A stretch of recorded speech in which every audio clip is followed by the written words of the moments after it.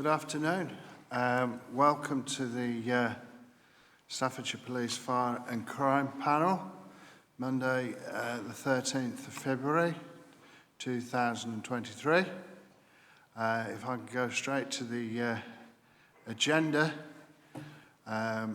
Before I do, can I formally welcome Daniel Maycock, who's now the official representative from Tamworth Borough Council. So he's no longer substituting, he is the representative. So welcome, Dan. If I can then go to apologies. I've certainly got Councillor Bernard Peters, who I did, and I know that Mandy did as well, send him our best wishes. Councillor Sweeney. Yes, Jill Neeson. Yes, I've also... Councillor Sweeney's replay, do you want to just... Yeah, I've had apologies from Councillor Peters, Barnes, Lees and Councillor Hudson, and also Councillor Heesom, who sent her substitute, Councillor Sweeney. Okay. And I think other than that, that's it. So, declarations of interest. Do anybody have any declarations to declare? And I'll always say it, if there's anything that comes to mind as the meeting's progressing, please do indicate at that point. So if we could then go to three questions from the panel from members of the public.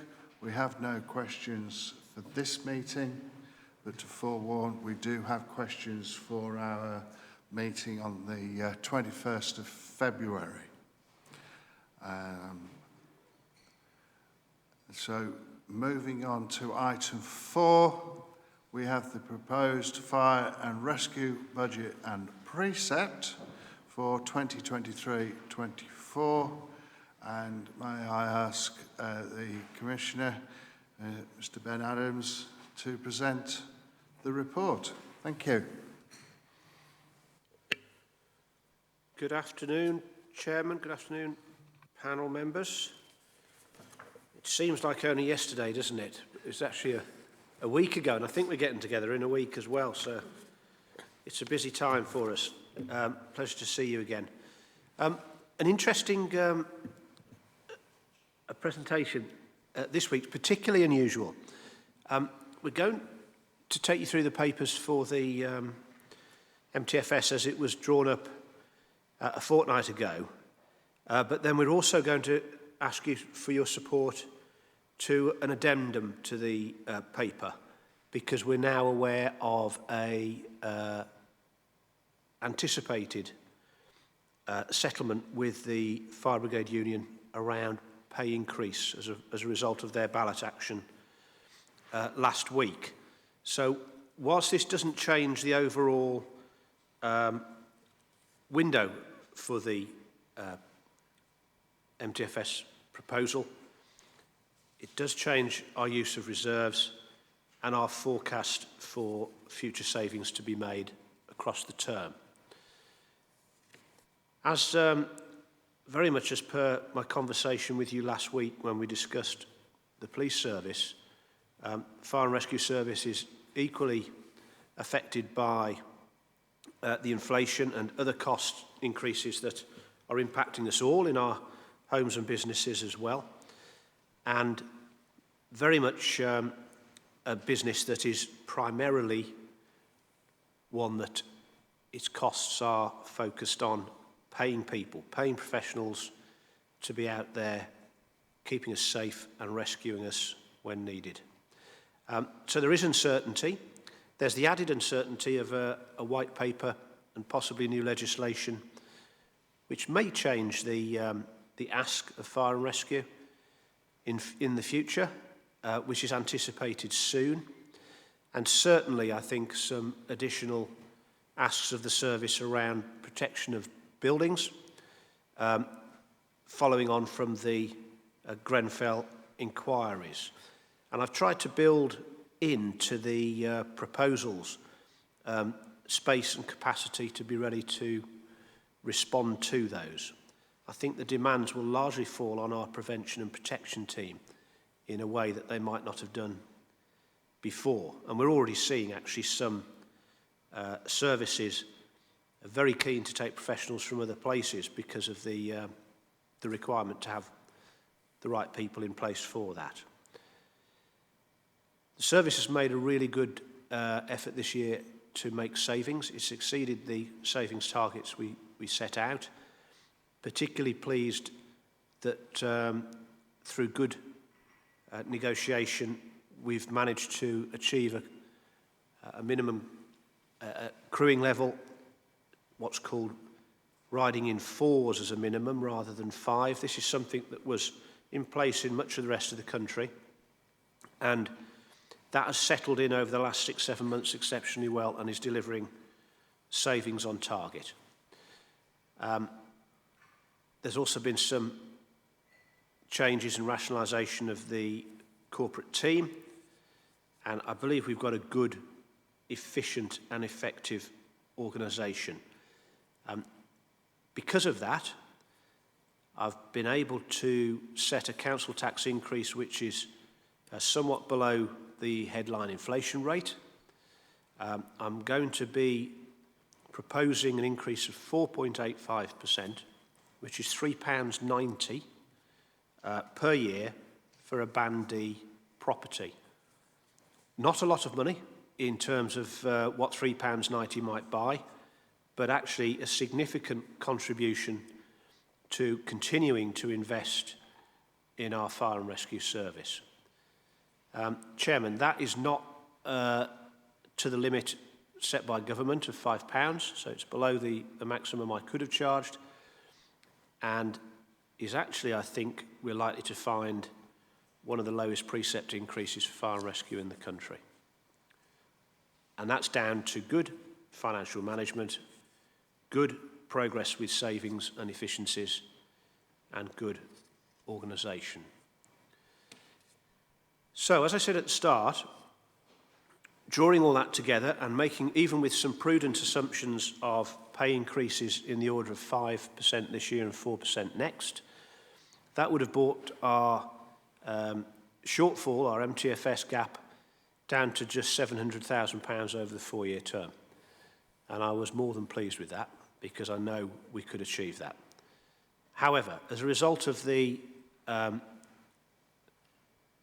nationally negotiated agreement or nationally approved proposal last week, we felt it was prudent to revisit those numbers in the light of the offer, which is 7% this year and 6% next year.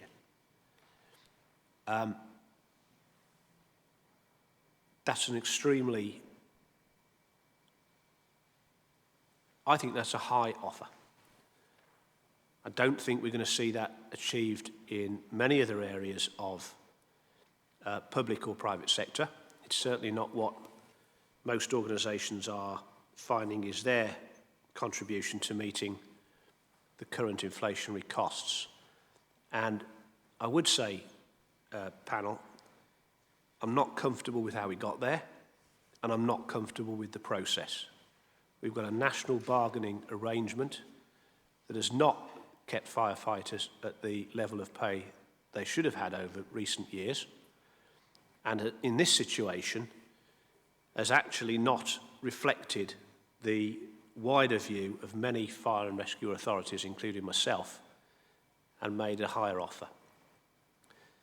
And the good news is that being a Police, Fire and Crime Commissioner, I've managed to, and my predecessor have managed to enjoy opportunities to make efficiencies that are in the public interest. That is not the case in many other places where authorities are still linked to top-tier authorities, councils, where some of them are really struggling. And I'm afraid that that settlement will mean service reductions in a good proportion of the UK.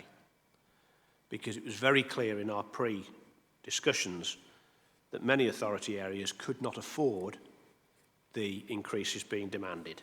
Increases being demanded as a result of a ballot for strike action and months, quite frankly, of distraction from business, of keeping people safe, to work up absolutely correct contingencies and other arrangements in the event of strike.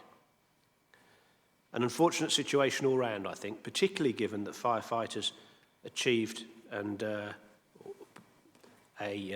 pay increase during the pandemic when many of the public sectors did not. So that's a slight aside, but the sooner the government gets on board with an approach which allows for independent pay bodies to set pay rates in this service, the better, as far as I'm concerned. So that now means that our gap has gone up around £700,000 over the 4 years to 1.4 million. Still below the 2 million or so that I forecast and brought to you last year, but more of a challenge. And it will mean that some of the considerations that I'd hoped not to have to take particularly seriously or bring forward for 2 or 3 years might now need to be revisited. To give you a sense of those, if you look at page 12 and 13 in the report, that just sets out the savings options that we've been pursuing. You'll see a number of those as marked as completed. The area I think which is going to be perhaps more important to us than it would have been is around the reviewing of crewing models, because we simply do not have the money to afford the full-time firefighters that we had only 2 weeks ago. That's the situation. Of course, we will review that exceptionally carefully. We will be considering risk at all stages of the process, and we will do so in full and open conversation with the workforce. So, 4.85%, £3.90 is my ask of council taxpayers. That will be less than they're being asked to find for other increasing costs, but I appreciate at the moment that every single penny counts. And I can give them my assurance that we'll be looking again at shared services, which are maturing very, very effectively now. We'll be looking at shared estates. I'm delighted that we were able to put police and fire together at a policing post at the fire station in Chase Terrace recently, but we'll be looking at more substantive shared cost arrangements as well. That will help us out in terms of capital, which is not a draw of considerable amount on the service. And we're retaining a £1.9 million reserve, which is about 4%. That's a prudent reserve, but hopefully will put us in the right place to withstand any more buffeting as we go forward. That's just a bit of a summary, Chairman, and David will no doubt take you through the detail of that, and correct me if I've made any errors. Don't think I have. Oh, I have. A big one. The payoff was 7% this year and 5% next year, not 6%. Please excuse me. Thanks, David. David, would you like to follow on? Thank you, Chairman, and good afternoon, members of the panel. So thank you, Commissioner, for the introduction. If it's okay with everybody, I'll just cover off one or two of the some of the details that contained within the report, if that's okay. I'm going to really focus on the main report and the supplementary report that goes with it, and I'll pick up one or two of the key points that are contained within the capital strategy, the reserve strategy, and the treasury management strategy, because as you're all aware, those three papers really just sit to support the main budget paper that's in front of you today. So I think, as the Commissioner says, setting the budget in the MTFS has been challenging this year on the backdrop of the tighter public finances, the impact of inflation, and now the impact of pay, which is the reason why we've had to put together a late supplementary paper to sit alongside the main paper to really just to inform you and demonstrate the impact of the revised pay award that's now come through from the national employers to the FBU. I think, Commissioner, you also mentioned that in terms of that offer overall, I believe, well, I do know that the FBU are recommending acceptance of that offer of 5% for this year, 7% for this year, and 5% for next year. So, in terms of, Mr. Chairman, if I can just point out that despite the change in pay assumptions, the net budget requirement for next year for 23-24 is still the same as the original paper, and the council tax requirement is also the same as included within that paper. So there's no change to the basic recommendations. But I'll come to that in a little bit more detail just so I can signpost to you exactly where those changes are. But I think the Commissioner's covered off in some detail the movement from the original paper to the supplementary paper today. So just to summarise it, if I may, the budget proposals contained within the paper is for a total revenue budget of 46.465 million, so that's 46,465,000, and that's based upon the provisional local government finance settlement. And also now we've recently received the final settlement, which hasn't resulted in any impact upon the provisional settlement that we received. So in terms of those budget proposals, I just want to cover off just some of the key points, if I may. So firstly, as mentioned by the Commissioner, the proposal within the report is for a Band D increase of £3.90 or 7.5 pence per week, which equates to 4.85%, and will take the Band D up to £84.25. So that is £1.10 below the referendum limit, which was set at £5 for 23-24, and that's broadly around about 6% increase at that £5 level. That increase in referendum limit, just to point out for the panel as well, has only been offered for a single year as well.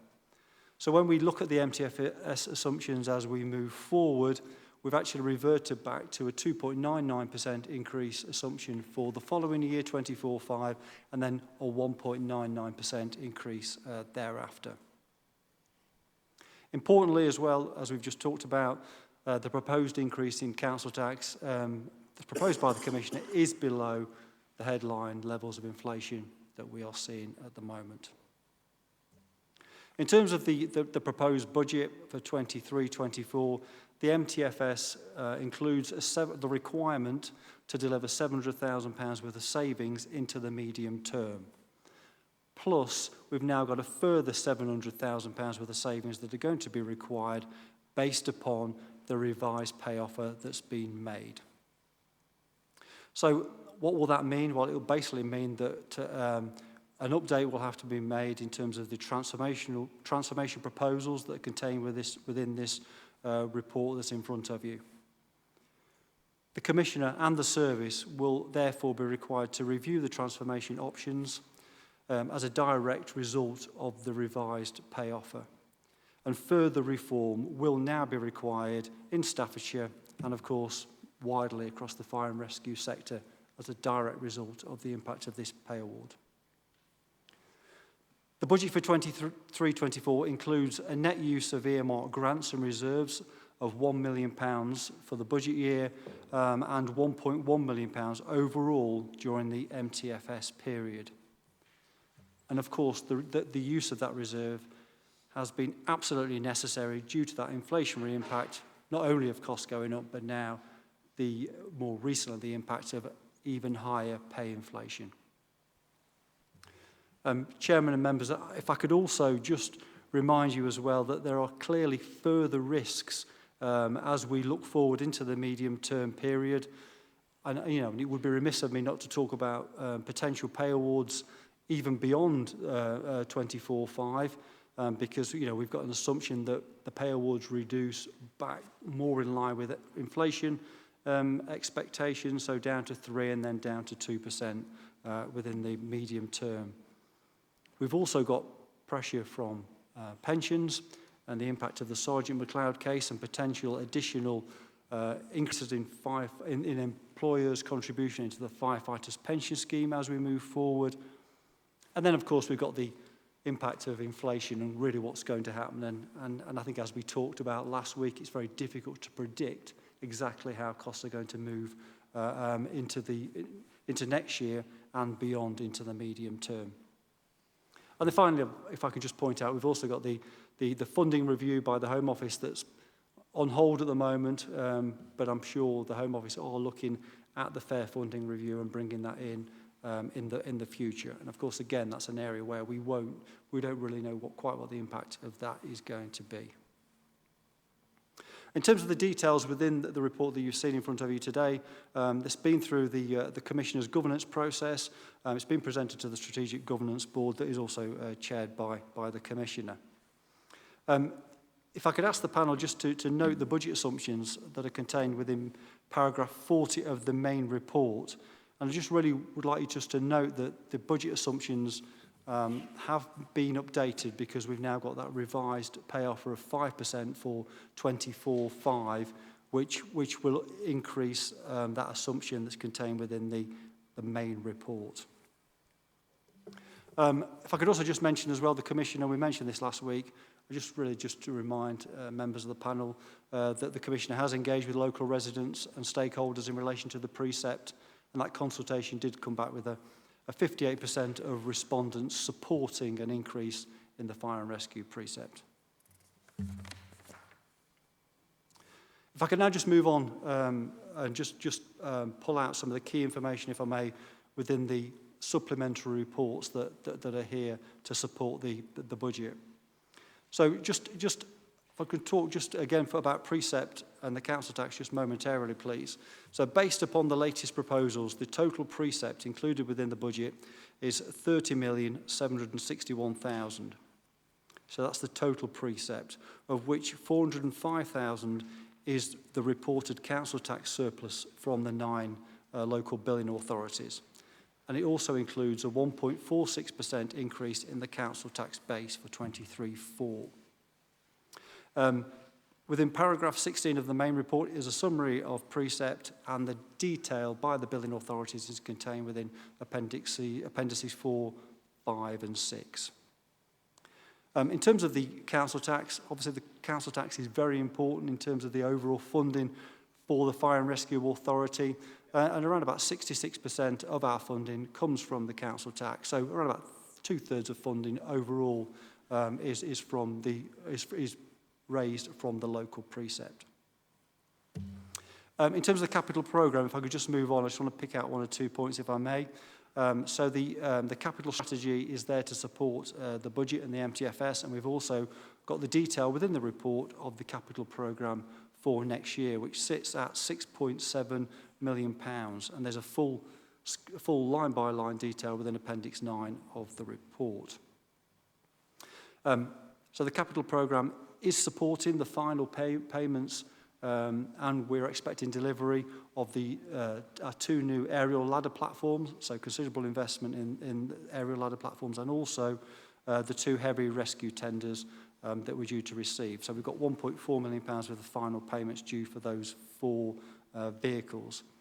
We're also looking to refurbish Brood Fire Station at a cost of £500,000. And of course, I'm sure members will remember that we've actually completed in the current year the refurbishment of Abbots Bromley Fire Station that's now been completed. And I mention that for the benefit of Mr. Sweeney, who was involved in the original business case for Abbots Bromley. We've also got £1 million worth of investment because we're replacing the breathing apparatus across the service, and that's part of a regional procurement exercise that's ongoing at the moment. Of course, Chairman, we will be reviewing the capital programme during 23/4 with major projects that are contained within there, still subject to business case approval through the Commissioner's governance process, because of course we'll continue to focus on value for money and also, let's not forget, delivering environmental strategy and improving future sustainability. Just moving on to the investment strategy, I'd like to pull out 1 or 2 points if I may. The investment and borrowing strategy is fully reviewed and considered within the Treasury Management Report that you've got in front of you. So based upon the capital financing requirements and the level of cash held at the moment and into next year, it's not anticipated that there'll be any new borrowing required until probably 25-26. In fact, external borrowing is due to fall marginally from 16.8 down to £16.1 million by March 2026, following a scheduled loan repayment. I could just also point out as well, actually, by the time we get to 25-6, that'll mean that the Fire and Rescue Authority has not increased its borrowing for around about a 15-year period, which I'm sure you'll agree is a very good stat. In terms of the investment strategy for next year, that's set out within the report, and I'm sure we're all aware, obviously, investment returns are significantly better than we've seen in the past with the increase in the Bank of England base rate. Cash balances will continue to be used in lieu of borrowing, because obviously that's the most effective way of financing our capital programme at the moment. Moving on to the reserve strategy. The reserve strategy is set out within the main report and within the more detailed strategy itself. The budget does include the unwinding of certain capital reserves that were identified for Abbots Bromley and also to support the aerial ladder platform purchase. General reserve is forecast to remain at £1.9 million, but we will see some unwinding of the earmark reserves, which are forecast to reduce to £4.4 million by 27-28, as scheduled within the MTFS. If I can just ask the panel just to note the proposal that £1.1 million of grant reserves will be released to support the budget for 23-4 and 24-5. And they've come from 2 earmark grants that are specified within the supplementary report. But they're coming from the Special Services grant that's been held as a grant reserve. And in addition to that, we've received a business rate Section 31 grant, which has covered off some of the shortfall and deficit that we saw in our business rates when we set the budget for this year. So, Chairman, if I can just close with a quick summary of the recommendations to the panel, if that's okay. So firstly, the recommendations that are contained within the main report, A to L, are all correct and are all still valid, apart from the 2 points that are noted within points E and F. So E and F. E relates to the MTFS summary financials that are shown in Appendix 7, and that is now replaced with the supplementary report and the supplementary MTFS schedule that's contained within the additional report. And point F just notes the gap in the MTFS, so of course that's now proposing that will increase, as per the table within the supplementary report, from the £700,000 that you've seen in the main report, and then the impact of the additional pay award and the use of grants, which importantly means we've got a balanced budget. Obviously, Chairman, I'm pleased to present a balanced budget to you for next year. But as the Commissioner said, we are now in a position where additional transformation will be required into the medium term. So finally, Chairman, I'm happy to take questions, but I'd like to just to ask the panel to note the statement that I've made on the robustness of this budget and the reserves position as required by Section 25 of the Local Government Act is contained within paragraphs 48 and 49 of the main report, and that still stands even with the supplementary report in front of you today. So, Chairman, happy to take any questions. Thank you very much. Thank you, David, for that briefing, and thank you for the reports to the Commissioner. Angela. Thank you, Commissioner, and thank you, David, for that presentation, and good afternoon, everyone. My question really is, and I quote your words, Commissioner, where you said every single penny counts. And what plans, I've asked this question before about the fire station, the police station in Stafford. Bearing that in mind, what are the future plans and what impact do you think those plans might have on future income?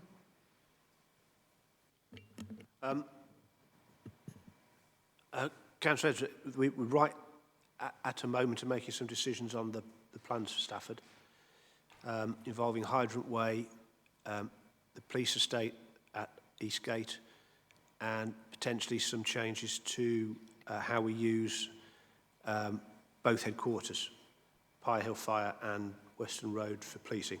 So I'll be able to bring you some more details, hopefully in the next few months about that. I'm not really anticipating income generation from those. There might be some capital, but not significantly, because we've got a fire station and a police station to update as part of that process. But what I'm really hoping for is much greater flexibility in use of sites that mean we don't have to reach out and take advantage of new sites that are off our existing estate. The pressures on both organisations for better training mean that we do have to do more. And we have, for police, only recently taken some space adjoining Western Road for personal training, a new requirement. What I'm very conscious of is that at Fire HQ, we've got an excellent facility that allows for state-of-the-art training and learning and development, and other places around us are very envious that we've got a site like that which is flexible and large enough, and also, if necessary, we can set fire to things and put the fires out and all the rest of it without incurring having to tackle or persuade people around planning issues. So you'll hear more about that. I think it's about keeping costs for the estate in a good place going forward, rather than income or capital generated from the programme. My objective really is a cost-effective and efficient service, rather than trying to reach for revenue at the expense of that. Thank you, Chairman. So it's a case of watch this space. Yeah, thank you. Adrian Bowen.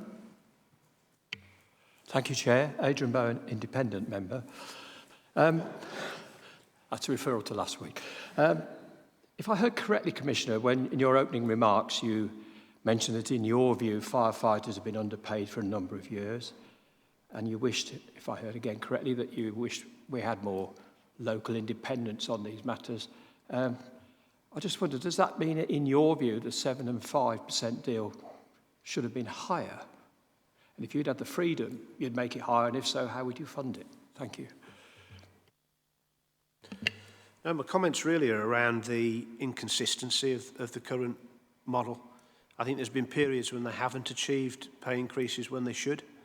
And I think I think more recently, the pay increases have not been in line with the rest of the public sector.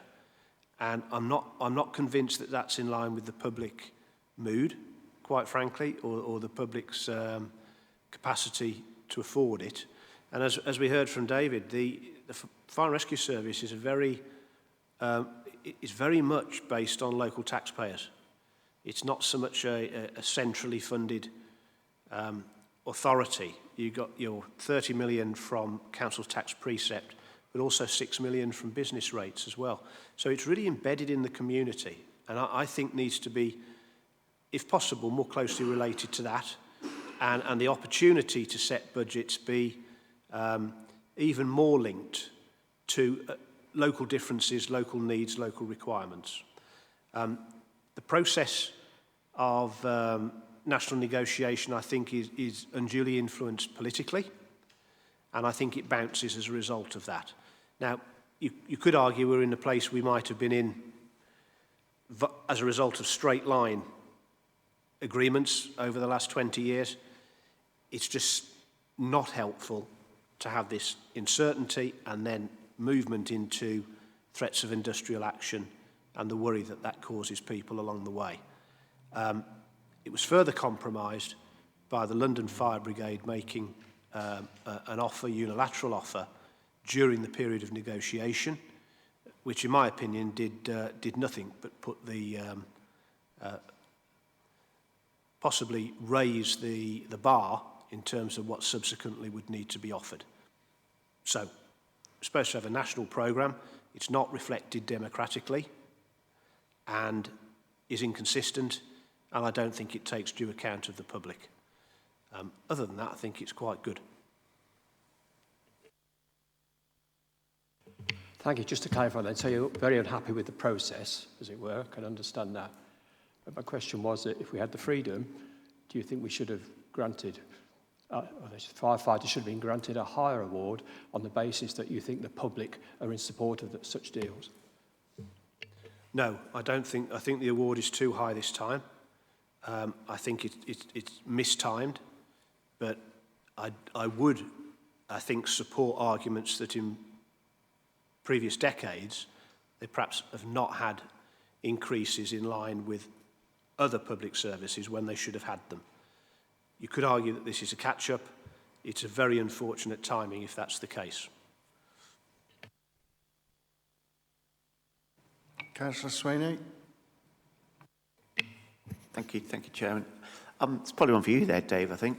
On page 38, 9.4, it says the total level of debt for this authority is 20.8 million and is forecast to increase to 29.3 million.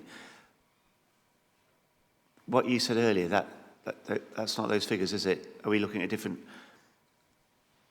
angle here, Dave? No, we're not, Councillor. Essentially, I was talking about the level of debt supported by the loans position that we've got. But what we are in a position where the capital financing requirement into the medium term is getting higher. So overall, that is growing because we've got, as I talked about, the investment that's been required in vehicles, into our estate, into operational equipment. So what I was saying is that we're managing the overall level of debt, but in terms of the capital financing requirement, it is going up into the medium term. But we're continuing to use that and support internal cash to make sure that we're not unnecessarily increasing our borrowing. Yeah, so is this internal borrowing we're talking about then, David? I was talking about borrowing, yeah. Internal borrowing? In terms of supporting that debt, we'll use internal borrowing, yes, rather than going out and having further external loans. Okay, so what are external loans now? Are they what's on this figure? So I talked about the £16.8 million reducing to £16.1 million. So those are the external loans that we've got from the Public Works Loan Board, broadly, or most of it is. So yes, that's what Joe Public could call that we've got with the government, yeah. Yeah, and the interest on that's affordable, is it? And the interest on that is supportable, yeah. So the overall interest is just under £800,000 a year for the debt that we've got. £800,000. £800,000 on the debt, okay. But as the point I was trying to make is that we haven't increased that overall indebtedness or that interest that we're paying on those loans for that we won't have done for 15 years prior to when we need to borrow again, because I think I mentioned that we will need to borrow based upon that capital financing requirement as we move into 25-6, because as you pointed out quite correctly, that capital financing requirement is increasing. Yeah. Because we need to keep investing in the fire and rescue service, and there's no government grants, no external support, so we have to either A, go out to the market and borrow, or B, use reserves that we've got, or actually go. Oh, I've no problem with borrowing, Dave. It's life, isn't it? No problem with that. I couldn't understand the two figures were different from me. The 3% extra rise that we've got, that's coming out of reserves, is it? So essentially, the additional 3% is being financed initially out of grants and reserves, quite correct, and then in the medium term we need to actually look at the service transformation that's required in order to deliver the saving that's required. You're absolutely right. In terms of that position for next year, we've had to increase the use of grants and reserves in order to balance the budget for next year. Okay, hidden away in the reserves, perhaps in different language. At the borough, we've sort of put a £400,000 cost of living reserve last year because we could see what was coming down the track. Did you do something similar last year? Sorry, Councillor. Well, we could see the prices of everything were going up, and inflation was going to rise, and so we put a £400,000 reserve to pay for that, which we've used, and we'll do the same for next year. Have you done a similar sort of thing? So, in terms of when we look into the medium term, so yeah, so we have still got some budget support reserve that's Yes, what you that we haven't accessed yet. So we have still got some reserve that we can rely on into the medium term. We've also got other earmark reserves that we could consider how we allocate them. But I think it's important that we're not holding reserves without having good reason to do so. And the intention really of the reserve schedule is to set out what we've got, how those reserves are allocated. But I think if in a situation where inflation continues at a higher level than predicted, or pay inflation goes up beyond 25.6 at a higher level, then we will need to consider how we utilise those reserves, because when they're gone, they're gone. So obviously we don't want to be reliant upon reserves into the medium term, but in terms of utilising to cover off a cushion, if you like, for an increase or something we've seen in the more immediate future is fine. But I need to be reassured that we've got plans in place to balance the budget into the medium term, and in terms of that service transformation work, it's actually on track to deliver that. When do the first set of PFIs start finishing? For, say, Newcastle Fire Station, for example. So 2035 is the first... That's the first tranche goes in. That comes. So halfway through. Yeah, so we are nearly halfway through because the first station came in 2010, yeah. And for a 25-year period, so it's 2035. What's the impact of the sort of the green agenda, if you like, on the fire service? So you can't have electric fire plants, can you? But presumably cars can go to electric and things like that.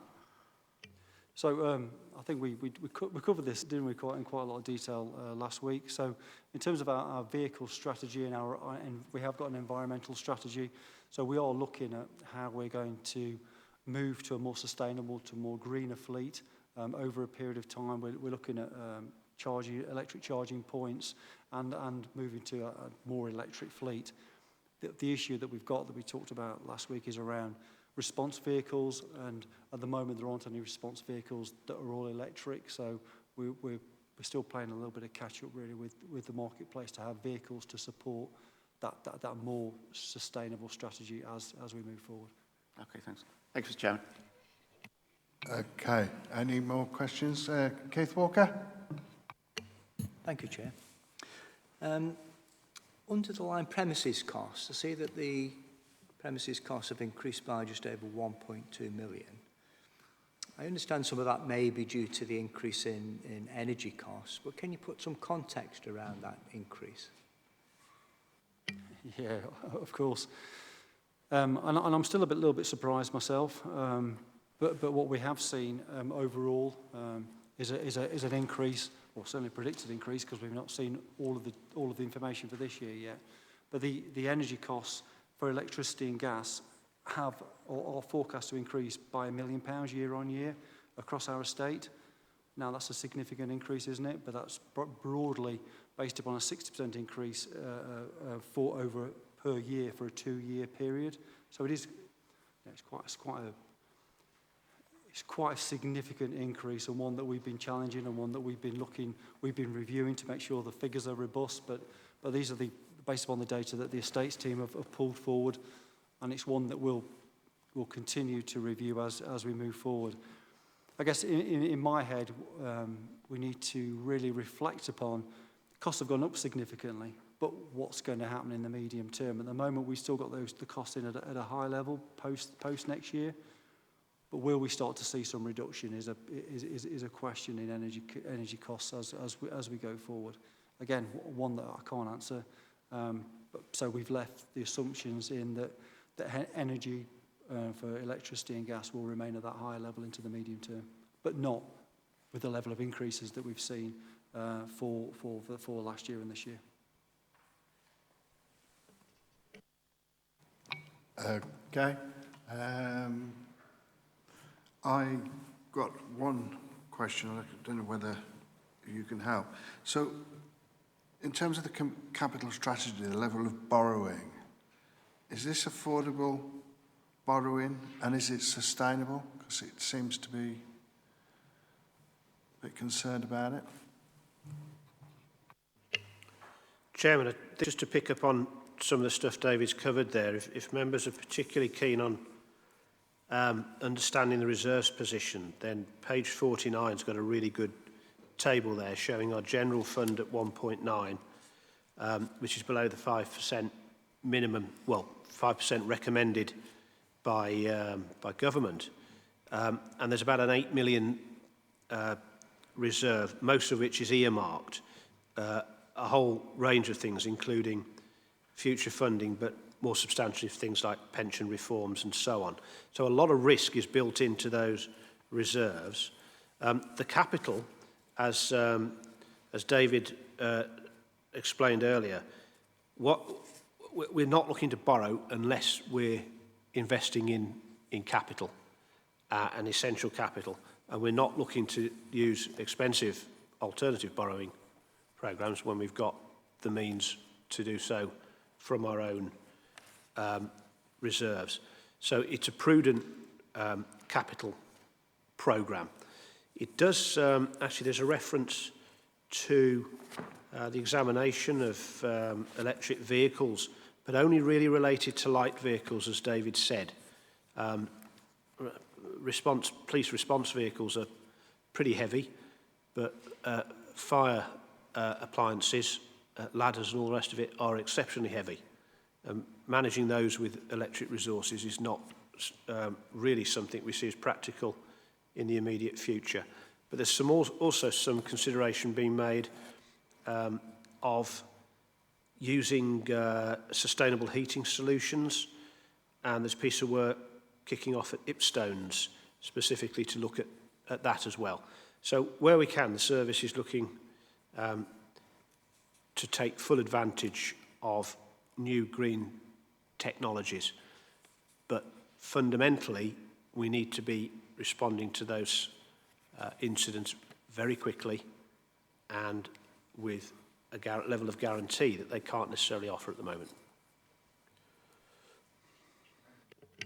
Yeah, if I just sort of add a little bit to that, if that's okay.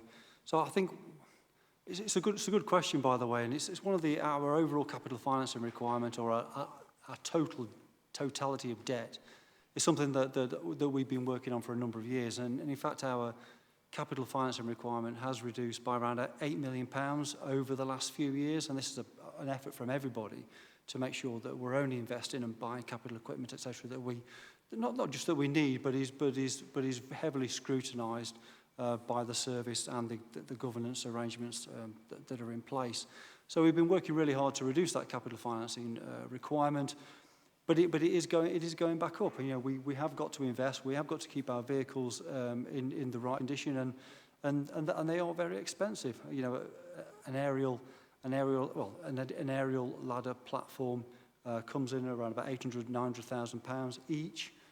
So they are very expensive pieces of equipment. But they're absolute necessity. So we do have to keep investing. But I can assure you, Chairman, that we are keeping our eye on our capital financing requirement, and we are making sure that it's affordable, and we're not taking out additional borrowing where we don't need to do so. Thank you. Brian, Jones and Adrian. Thank you, Mr. Chairman.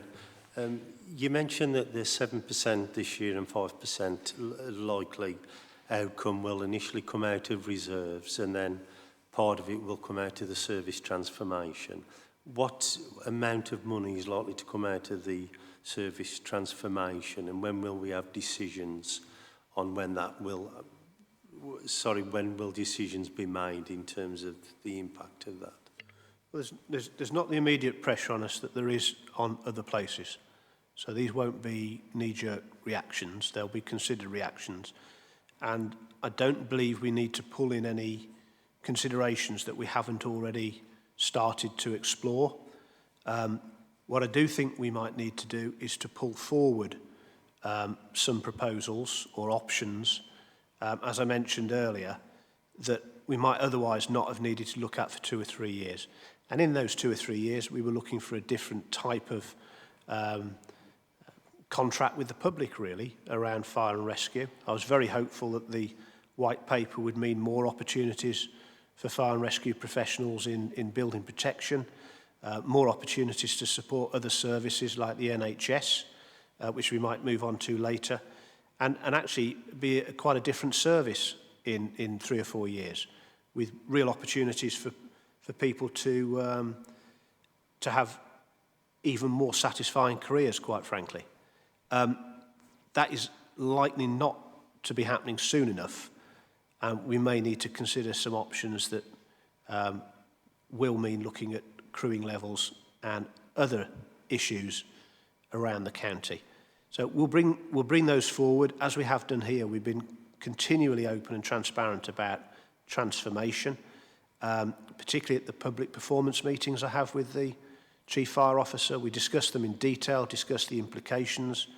I'm not one for surprising the public. I want them involved in decisions.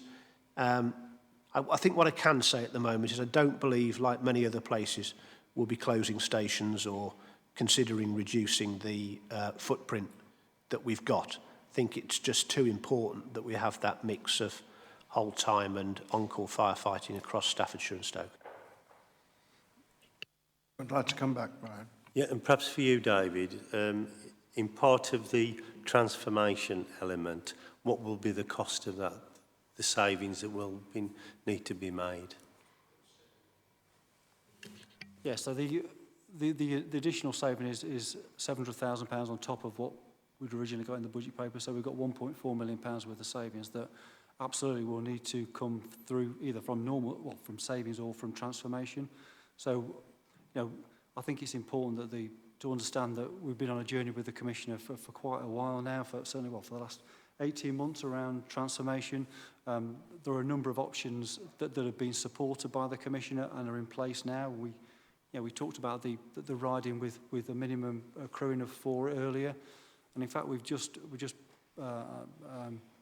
our period 9 financial report, so our period 10 end of January report's just gone out, and if we look at the 10 months for this year compared to the 10 months of last year, our crewing deficiency costs are £500,000 less this year than they were last year, largely because of the impact of the crewing changes and the terms and conditions changes as well that the Commissioner referred to.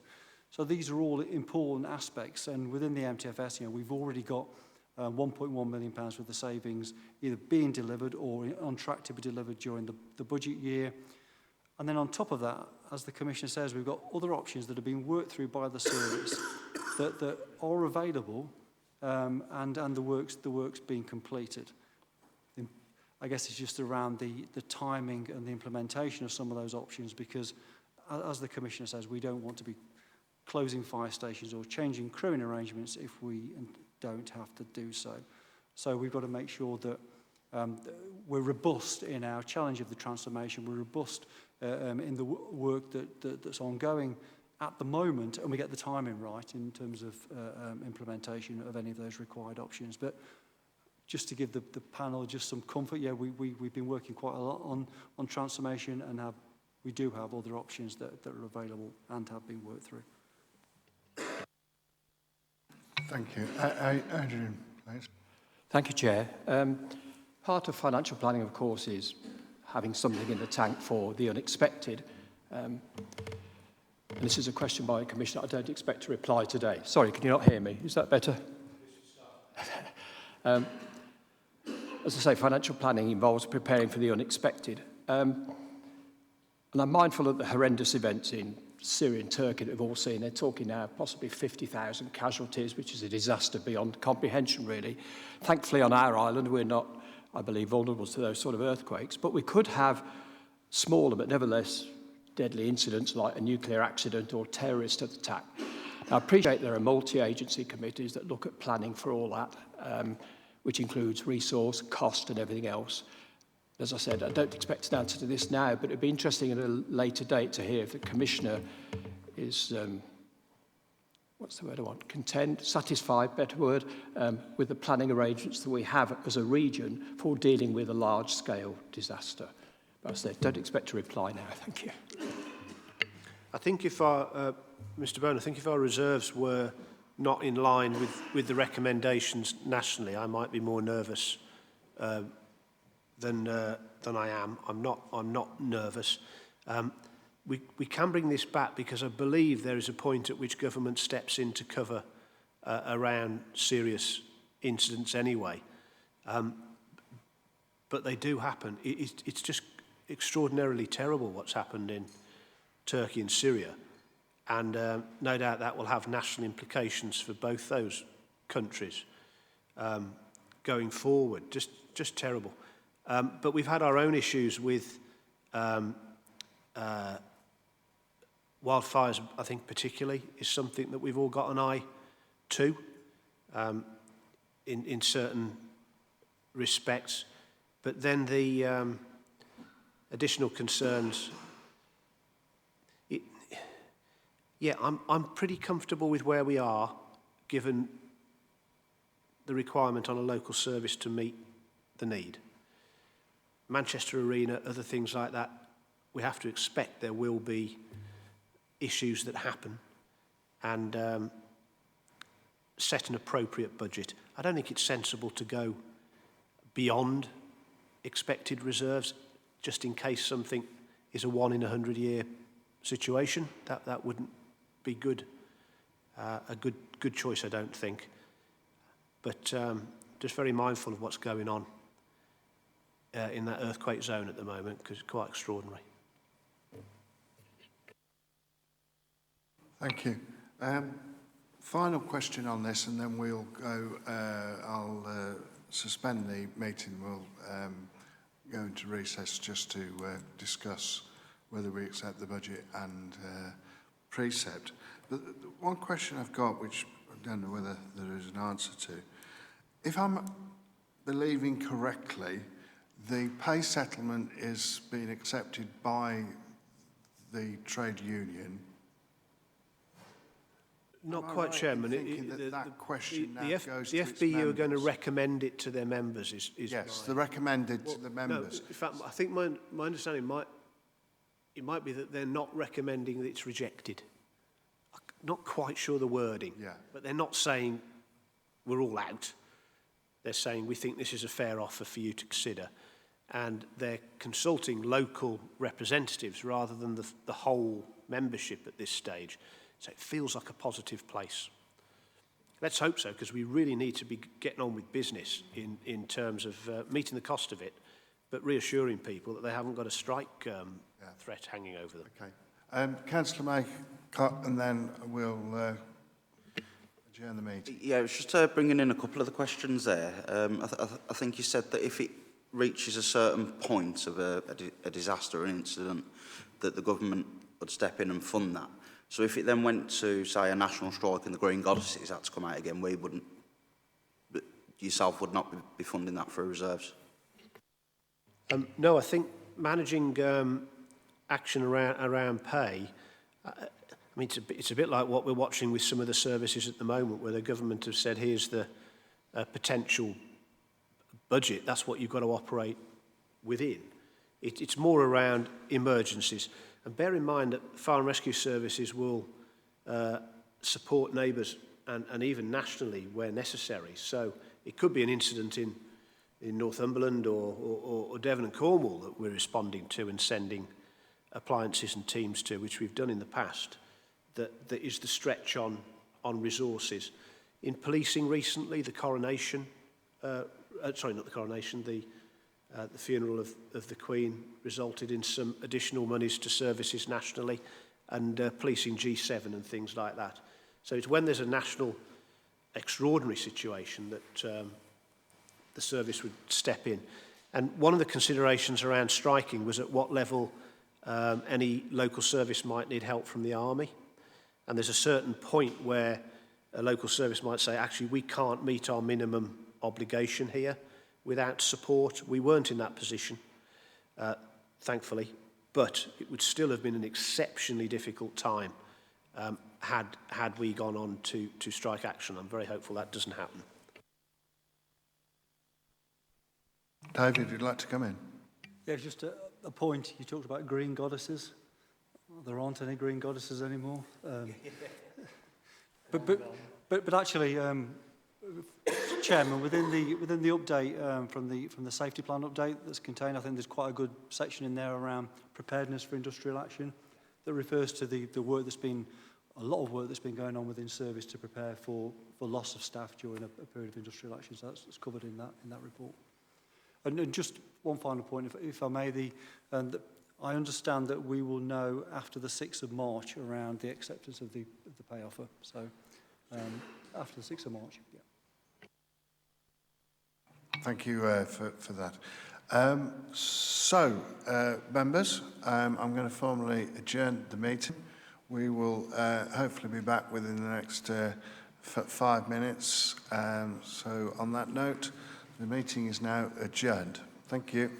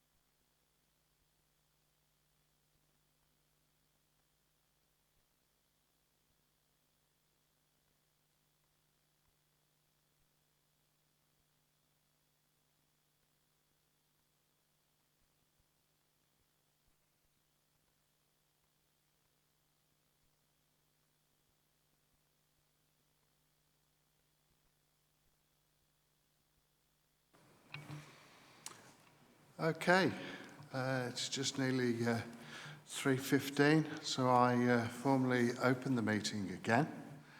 And to advise our deliberations, can I ask members to confirm by showing hands that we accept the budget report, which includes the MTFS and precept, with the recommendations on our main report, and including then the recommendations that have also gone through on our supplementary paper. Are members in favour, please? That is a unanimous decision, so therefore, Commissioner, we accept your proposals, and again, it's all on the delivery, because I think that speaking for the panel, I think there is a general consensus that we're very proud, as most people are, of our fire and rescue. And I think that is where we obviously, to be sure that we maintain those levels to our best abilities and so forth. So it's over to you on that one then, Commissioner, and thank you. You want to come in? Thank you, Chairman. Thank you, panel. I'm with you. I'm proud of them as well, and I'll pass that back on your behalf, if I may. I know they're just determined to keep us safe, and the contribution that council taxpayers are going to make again will really help them to do that. Thank you very much. Moving on to Councillor Sweeney. Sorry. Okay. Thank you for your attendance. Thank you.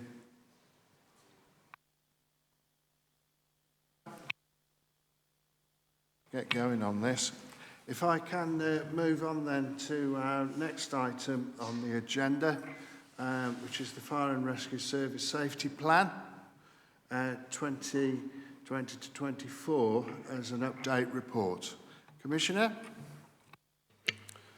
Thank you, Chairman. This is a regular review of where we are with the safety plan.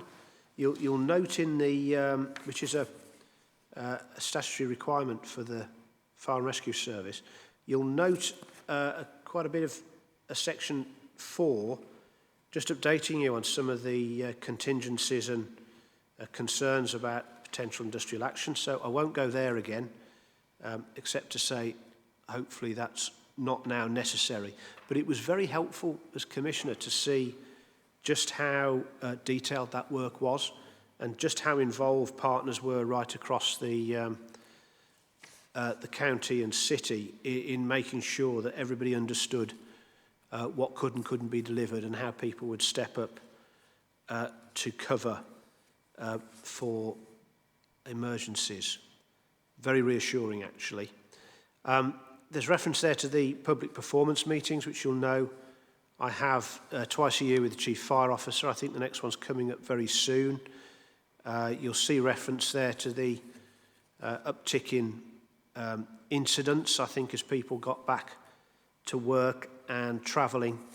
And unfortunately, there have been some injuries through the year. There have been fatalities, and I believe there's been 2 fatalities due to fire alone since Christmas as well, which is most unfortunate, but just reminds us how important the Fire and Rescue Service is. Really positive news just in 5.2 and 5.3. I keep talking about this, and I'm going to keep talking about it. For me, it's a significant part of the future of fire and rescue, is that the rescue element to assist people in need, perhaps outside of the traditional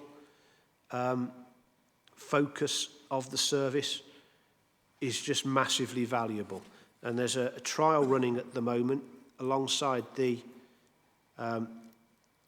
National Health Service locally and West Midlands Ambulance, where West Midlands Ambulance can't respond to what they consider a grade 2 incident involving a fall, somebody who's taken a tumble.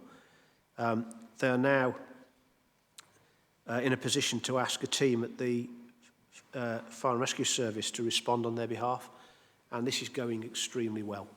Not only terrific feedback from individuals who, thank goodness, are back in their own beds or back on their feet as a result of a visit from our team very rapidly, but it means they aren't in an ambulance outside a hospital, or they aren't in hospital, they aren't dehydrated, they aren't suffering from more serious concerns.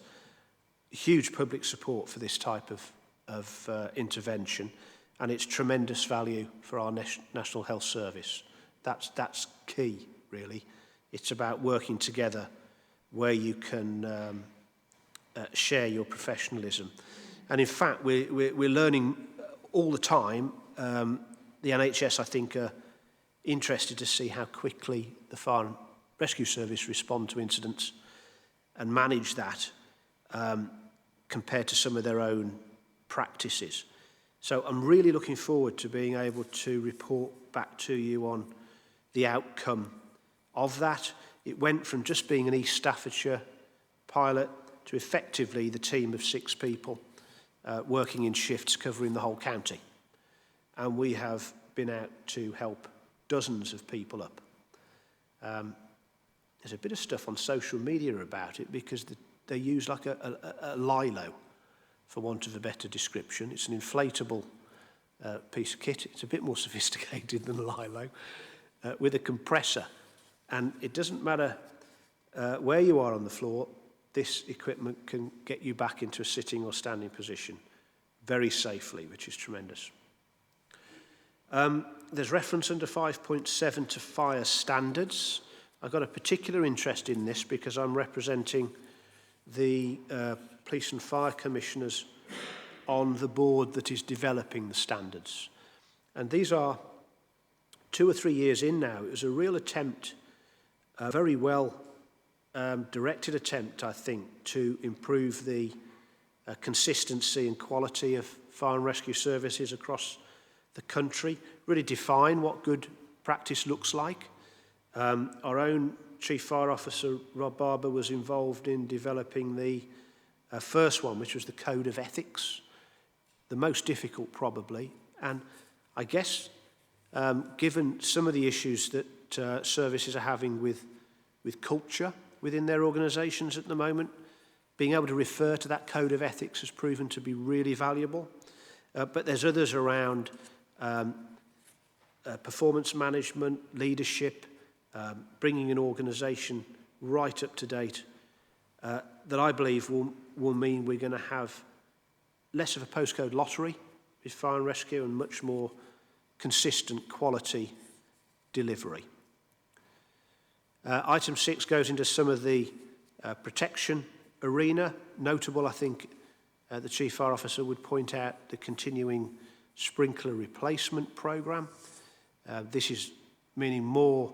We don't have a lot of high multi-storey buildings in Staffordshire and Stoke, but more of them now are opting to retrofit sprinklers. It's good value and vastly improves the safety in those buildings. But there's other programmes there that are of note as well. People at risk, that's indicating that we're back where we want to be with our safe and well visits. And I think I've mentioned before, I'm not putting pressure on the organisation to do the tens of thousands of visits they used to do, but I would like the ones they do to be to the people that are most likely to benefit from that professional advice. And again, working with health to identify people who are most likely to benefit from the visit is really key there, sharing data, hopefully identifying those at most risk that could benefit from support from other organisations as well. Good education work, hugely more people involved with the online opportunity around safety than the old model of school or classroom-based learning. And we've got a great team at Olive Branch and the Prince's Trust as well. And nearly 1,000 hours of volunteering just last quarter, which is 3 times more than we they were able to do during COVID for understandable reasons, but they're, I think, rightly proud of that. And then a helpful section, I think you'll agree, Chair, just covering off the progress that's been made against the HMI CFRS report, which you'll recall was good around service improvement, but came up with a number of suggestions for how the organisation could improve in terms of its it being a really high-quality, modern organisation which people would want to work in and support each other. And there's good progress being made across the board there. Notable, actually, linked to the budget, some references to efficiency. They were primarily around the fire service being a little too reliant on overtime and the unpredictability of that and the cost impact. And those crewing changes that were agreed this year and referenced in the transformation plan have largely addressed that. So I'm looking forward to our next inspection. Still some work to finish there before they come back, but the progress is good, and actually the oversight of it is tremendous in terms of knowing exactly where we are. Just some references to education, apprenticeships, and we are anticipating some recommendations following the Manchester Arena inquiry, and I've already picked up with the Chief Constable and Chief Fire Officer. I'm seeking reassurance around what they call JESIP, the Joint Emergency Interoperability Programme, so that we can be sure we are highly confident of the organisations working together effectively when they need to. Let's hope they don't get called to do so, but if they do, we want them fully up to speed. So hopefully that gives you a feel for the paper. Happy to take any questions that arise. It's a nice summary of where the organisation is, and an awful lot of that is backed up with metrics, measurements, statistics and things that we discuss at the public performance meeting, which of course you and the members are very welcome to attend. Thank you, Commissioner. I've got an indication from Councillor Anne Edgeler, please. Thank you very much, Chairman, and thank you, Commissioner, for explaining all that to us. Can I say, first of all, I think like many people, I welcome the work that the fire station and the firefighters are doing with the NHS, you know, sitting on the Health and Care Committee at county level. I think it's brilliant, you know, that they are getting involved with that. So thank you for that. I think it's really good. Two things, actually. Bearing in mind the two ladies that lost their lives recently, is there any lessons that the general public can learn from those unfortunate deaths? And also, I don't know whether you remember, probably 18 months ago, we had a fire in Stafford where a bungalow caught fire, and it took the fire services probably a couple of hours to get in touch with Housing Plus, the housing people. And there was talk about setting up an emergency number where the fire people could get in touch with the housing people, and I wonder if that's been put in place or anything that can be done to escalate that, because as I say, it took them 2 hours. There was a real shenanigans about it. Thank you. Yeah, I recall that, Councillor Edgeler, and you mentioned it and raised it here, and I believe we fed back to say that some new arrangements had indeed been put in place. If that's not the case, I'll report back again, but that's my understanding last time we discussed it. Yes, you're right. We've unfortunately two people have lost their lives in fire, one in Rugeley. I won't say too much about the detail, except that the lady was being supported by health services and others. And it appears that quite thankfully more rare now, but smoking, various other activities have resulted in some material catching fire and asphyxiation likely to be the cause of her demise, unfortunately.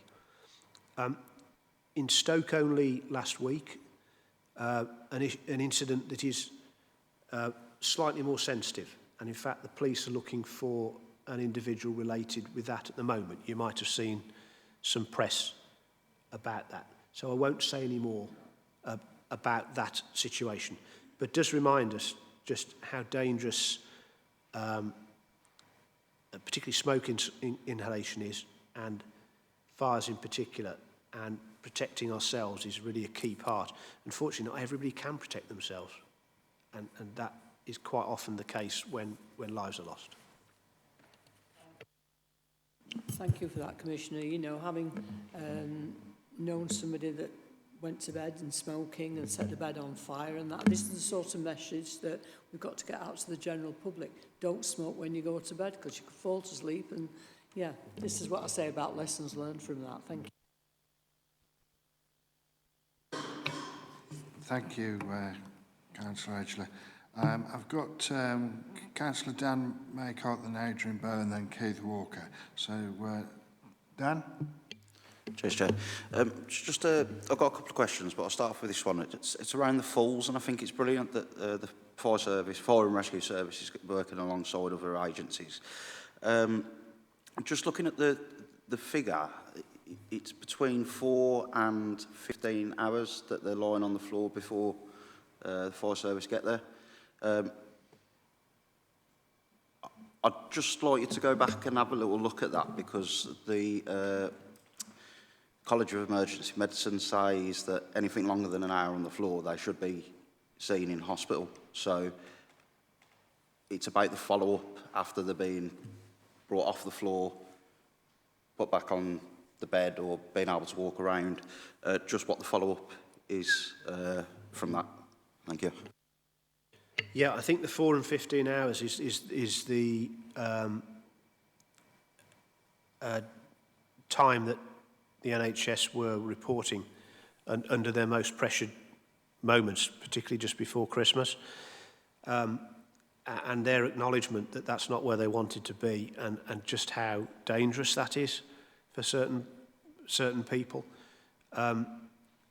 It's life-threatening, quite frankly, particularly if it's cold, you're on a cold bathroom floor or something of that nature, which I know a number of the fire responses have been. There'll be more detail about the impact we've had on that in time, and actually there'll also be, I hope, a conversation about the initial response, because I've been surprised by some of the process around dispatch of ambulance, and I'm a bit of a fan of transparent governance of organisations, and I'm not sure we fully understand in some areas of delivery where performance is not quite what we'd want. But I think West Midlands Ambulance Service are under enormous pressure, as are every service across the country at the moment. Some of it is outside their control, notably getting people into hospital. So there's a system challenge, but this piece of work should not just be saving a few lives, which it certainly will do, but it will also be informing, I think, a better designed service by possibly by the ambulance response team as well.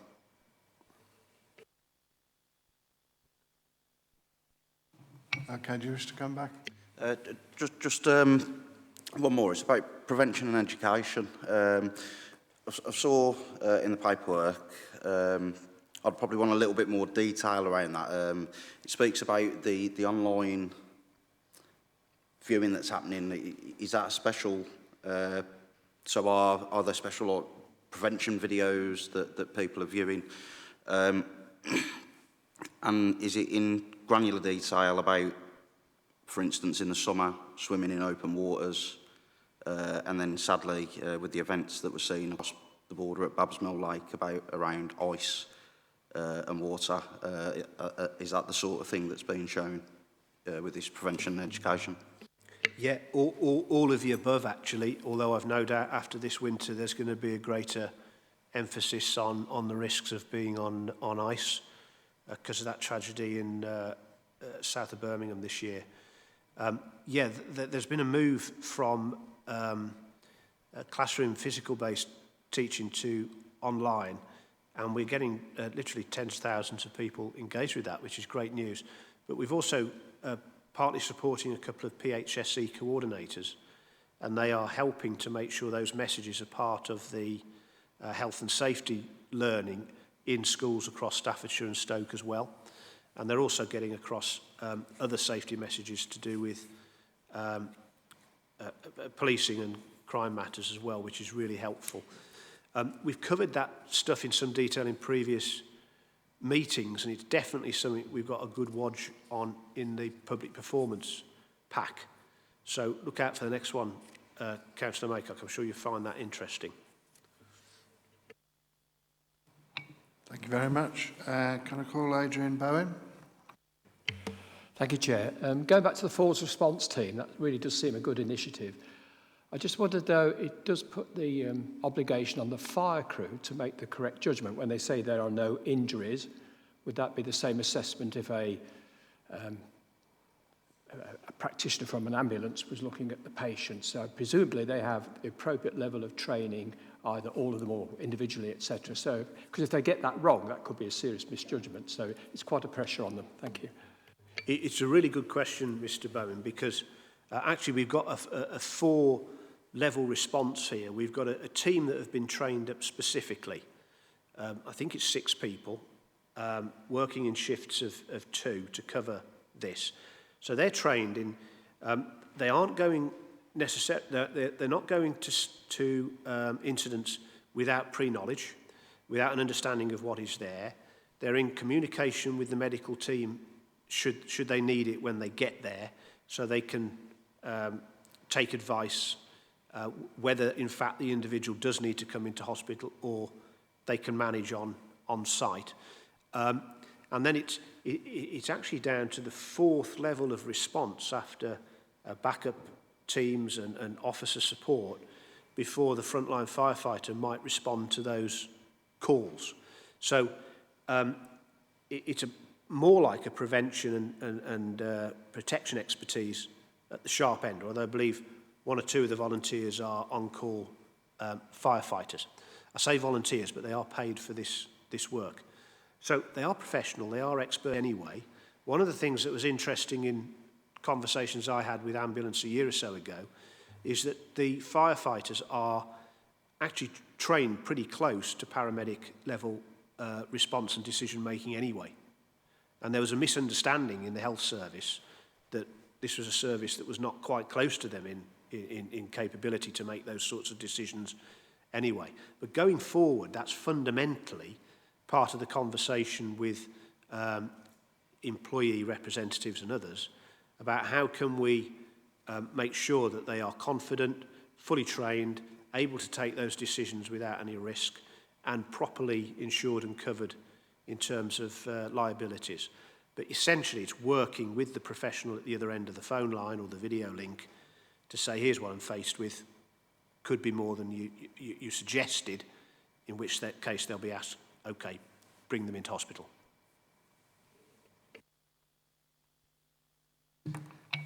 Keith Walker, please.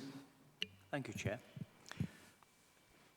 I can really see the benefit of this force response team, and no doubt the service personnel have got the skills and abilities to deal with it. The thing I'm struggling with is how does it actually contribute towards the fire service's objectives and targets, and how much is it costing the fire service? Because it seems to be benefiting the health service more than it's benefiting the fire and rescue service. There's 2 good questions there. Firstly, there's the initial response. It's rescue. It's got rescue on the badge. It's not just fire and rescue. And it's not just the type of rescues they did 30, 40 years ago. It's the types we might need today. And the staff involved are highly motivated to want to do something if they can. I think it's also important to note, whilst there's the initial health response, they take advantage of the situation to look at the property, the surroundings, understand whether that's a safe place anyway. If people are falling, Are they now in need of support, some sort of infrastructure in the property to help them get about? So it's almost a fast track for us into the most vulnerable households that we would want to go and see in terms of a safe and well visit, which is really absolutely within the remit of fire and rescue. Now, at the minute, I'm quite comfortable that for a pilot, the amount of support we're getting from the commissioning board meets our costs. And that's quite important because we're not asking professional people to volunteer here. There might be a conversation for the future about a share of the benefit. We'll see where that goes. There is a considerable benefit here if we get this right. There are opportunities, excuse me, not just to get an ambulance to situations that they might otherwise not get to quickly enough, which can save lots of money overnight and also save lives. But it means that the ambulance service are free to tackle the more serious incidents and hopefully get to those sooner as well. And once you start talking about impacts on ICU units and things like that, then you're talking tens of thousands of pounds a night sometimes. So there's a real opportunity for the fire and rescue service to do the right thing, be more than well compensated. All of the individuals involved are seeing that their own career pathways are being expanded by this, which is a good thing too, but also benefit the public purse in terms of health compensation. I think it's absolutely essential for the future of public services that we have this wider sharing across what would have been traditional boundaries. Okay, can I just call in Brian first, and then I'll come to you, Anne. Brian? Yes, just to comment, really, Commissioner, on what we've just been discussing. Many years ago, the police would have, and I'm sure they still do on occasions, pick up that kind of work. And I know in the past grumblings from police officers who said, well, we're doing the ambulance job for them. It's good to see now that the Treble 9 services aren't working in silos and they are working more collaboratively, as you've said. So I think it can only be a good thing going forward. Chairman, if I may, it is interesting to contrast the pressure on the police service at the moment and the difference with fire and rescue. Fire and rescue has to respond and respond quickly, as we've heard. There are life-threatening situations all the time. But there is capacity. At the minute, the police service has no capacity. So you'll have heard our Chief Constable talking at the recent public performance about the point at which, I'm sorry folks, that is a job for the health service to pick up. It is not a frontline police job. Plus, of course, there isn't the arrangement to compensate. So if the police were back filling, recruiting in order to meet health outcomes, that might be a different conversation, but it isn't. It's done because the police are quite often last resort, but first called. So we have this slight contrast, and in my conversations with health, I've got an ask on behalf of the police service, which is very much do your job to the NHS. And then with the fire and rescue service, well, we can help you do your job. And getting that right is quite interesting for me, but very important we do get it right. You need to come back, right? No, thank you. Anne Edgelow. Thank you very much, Chairman. We've talked about the fire service helping with the national health situations, you know, the falls and everything. But when the fire people go out to do a fire check in people's homes and they pick up, which they do, and I think I've mentioned this before in meetings, about mental health issues, they can probably pick up that there's something not quite right here, dementia problems and what have you. Can you talk me through the pathway, what happens then when somebody picks up that person needs help? You know, what do the fire people do? Just talk me through the pathway, thank you. Yeah, well, they have good relationships. They have people they can refer back to as a result of the safe and well visits. And it might be referrals into housing, it might be into care services in local authorities, but also back to health professionals. And we've talked in the past, actually a lot of the fire risk is around people with mental health concerns. Unfortunately, in fact, 2 incidents last year involved people who were hoarding and their properties were not accessible and highly flammable, as it happened. So mental health is really something they're on the lookout for with these safe and well visits. And we're making tens of thousands of those and making referrals continually back to appropriate bodies to pick up on. We're almost the eyes and ears of some of those organisations out in the community, and it's really valuable work. Yeah, just to say thank you for that. I think it's really good, you know, that we can help people in those, especially with the hoarding. I mean, I've had 2 situations where people have been hoarding, and it's unbelievable what they store and everything. So thank you for the work that you do on that as well. Thank you. Chairman, if I may, I just didn't mention, and I should, the volunteering and support around road safety as well, because of course a quite harrowing sometimes, but highly professional response from the service around collisions, vehicle collisions and road accidents. And they also support services to give advice and education around safe motorcycle riding through Dot Bike and other Biker Down and other services. So this is almost anywhere where people can get themselves into trouble. The fire rescue service is there trying to help them to understand the risks they're taking and manage risks.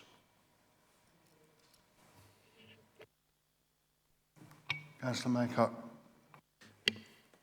It's just about, I was looking at the programme and it was showing that there was doing AED training, the automated defibs at some of the locations. I was just wondering whether it would be beneficial to have an IED in the Falls cars. I think it was spoken about last week as well in response cars, but if this is a smaller cohort that could be used as a trial to have the automated defibs in the cars. Interesting. I'll take that back and just pick up with the chief about. I'm sure they've got that as part of the pack, the falls response team. And I think we've got defibrillators in. Yes, yeah, in fire appliances anyway. Yeah. Is that in the falls cars as well? That when they're doing the falls response? I think it's part of the equipment they're taking out with them because they need to be prepared for issues related to the fall, most definitely. Okay. One thing from me, and I'm looking at the overall judgment of the service effectiveness, where I see obviously there's an area of improvement required. Improvement required doesn't mean to say we're in dire straits. It just needs obviously improving in certain areas. I note from one of the areas in question relates to the effectiveness of and diversity. So in light of Hampshire, which we will not go into detail, but I want to be sure that Staffordshire is on the above anything that could be criticised of, and we are acting very much from going from requires improvement to being good or outstanding. Well, Chairman, the requires improvement is not, as you say, it's an opportunity to identify where you can be better, most definitely. But in terms of culture and organisational values, I know the service took requires improvement very seriously. They were previously considered to be good in that area, and this inspection highlighted some room for further improvement. And I think that's a reflection of just how rapidly this agenda is moving on, particularly in the fire and rescue service, which was very much a white male-dominated service for many, many years. And because of the slow churn in staff, it takes a long time to change that. We've got some absolutely tremendous female firefighters and staff and officers in the organisation. As you know, a previous chief was one of the first female chief fire officers in the country. So in terms of being on that journey, absolutely determined to get where we need to be so that the service really does reflect the population around it. But I think it would be incorrect to say that we haven't had our fair share of issues around culture and what's now considered or should have been considered for some time as appropriate behaviours. And I think the whole country is working through that with a great level of seriousness, not just because of Hampshire, but particularly the report from the London Fire Brigade, which shocked me, to be frank. And it's likely the Chief and I will be talking about some more work to make sure we're in the right place on that over the next few months, because we want to be. Thank you, Commissioner. And then just referring to 8.6, it's not really a question, it's an observation. I think in terms of apprenticeships, I think to receive an overall good in terms of and 2 outstandings, I actually probably think we were near to outstanding rather than good. It's just obviously one is weighed out by 3 goods and only 2 outstanding. But I think that it should be commended in terms of the apprenticeships. So without further ado, we are to note the report before us.